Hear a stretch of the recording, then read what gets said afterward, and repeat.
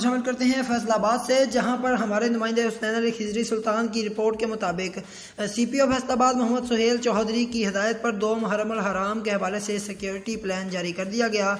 मजीद जानते हैं अपने नुमाइंदे हुसनैन अली खिजरी सुल्तान से।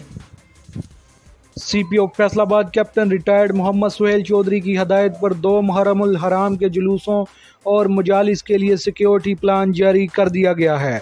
2 मुहर्रम उल हराम को ज़िला भर में 183 मजालिस और जुलूस निकाले, जिनकी सिक्योरिटी के लिए 5 SPs, 13 DSP, 1150 से ज़ायद जवानों के साथ साथ 400 वॉलंटियर्स भी तैनात किए गए हैं और 10 इलीट और 10 QRF की टीमें शहर के गर्दनुमा में गश्त करती रहेंगी। जुलूसों के लिए 4 परत हसार कायम किए गए हैं। हुसनैन अली खिजरी सुल्तान, इलीट न्यूज़, फैसलाबाद।